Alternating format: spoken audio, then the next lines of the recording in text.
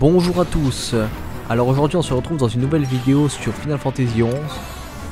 Donc ceci est ma première vidéo sur l'event Void Watch.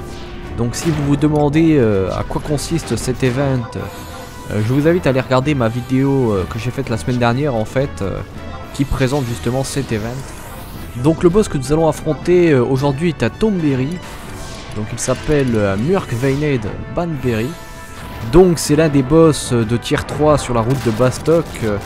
Alors il pop à Pasho Marshland dans le présent. Alors vous pouvez le faire pop à 3 endroits différents. Ça c'est une chose pas mal dans les Void Wedge parce que en fait il y a à chaque fois 3 points différents auxquels vous pouvez combattre les NM.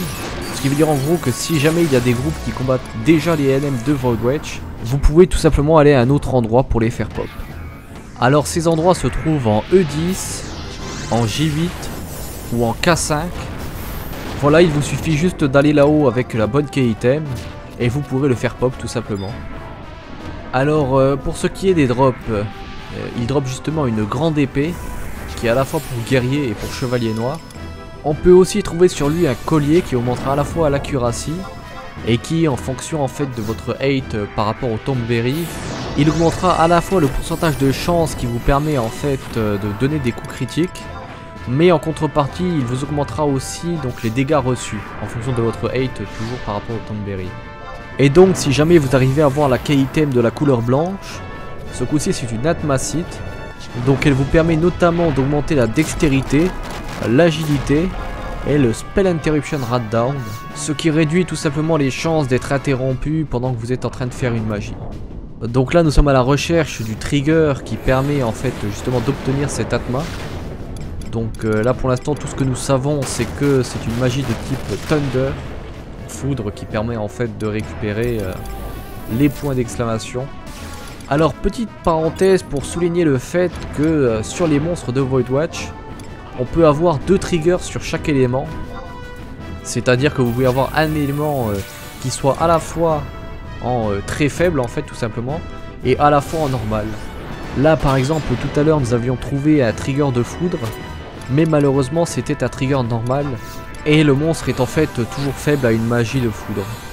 Alors là j'ai repris l'aggro comme vous avez pu le constater, tout simplement parce que en fait vu la quantité de magies différentes qu'il faut utiliser, en tant que magicien noir c'est plutôt difficile de ne pas reprendre l'aggro. Ça c'est quelque chose qu'il faut faire très attention parce que contrairement à Abyssé où il ne faut utiliser seulement 4 magies différentes, ici il vous faudra utiliser énormément de magies différentes. Et donc ça peut malheureusement poser certains problèmes.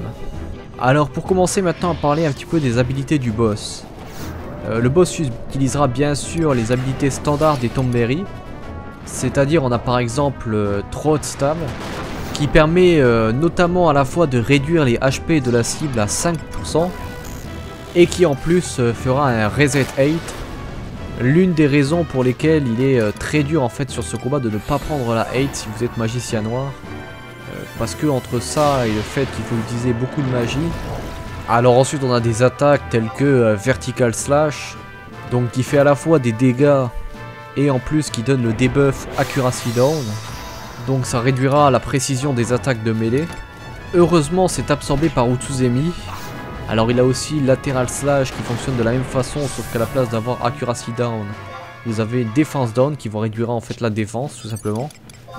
Et voilà quoi, c'est les habilités standards des Thornberry. Alors ce Thornberry est en réalité un magicien noir, donc il aura bien sûr accès à la plupart des magies de magicien noir.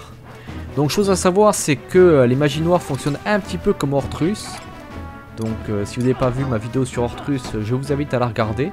Donc ce qui veut dire en gros que quand le combat commencera, il pourra utiliser des magies de zone de niveau 3 seulement. Et à force que le combat va continuer et que ses HP vont descendre, il gagnera accès à certaines magies comme par exemple les magies de niveau 4, les AOE bien sûr, ainsi que les magies Ja comme ils appellent ça, c'est bien sûr les nouvelles magies qui ont été rajoutées telles que Stone Ja ou Aero Ja, les choses comme ça en fait. Et il pourra aussi gagner accès à Bregga, donc ça je pense que tout le monde connaît, c'est bien sûr ce que les scorpions font souvent dans le jeu, et surtout Death, c'est-à-dire la mort qui vous tue en fait instantanément. Alors chose que j'ai oublié de vous dire tout à l'heure sur les habilités donc de ce Thornberry, il peut bien sûr utiliser les habilités telles que Everyone's Rancor, ou Ritual Bind.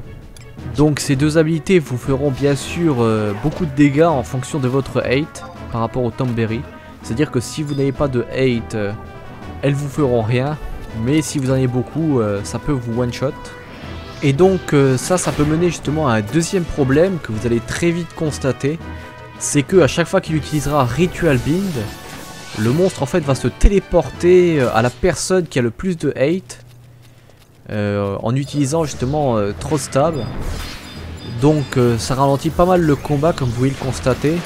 Et ça peut devenir contraignant si jamais le monstre se téléporte sur les mages justement.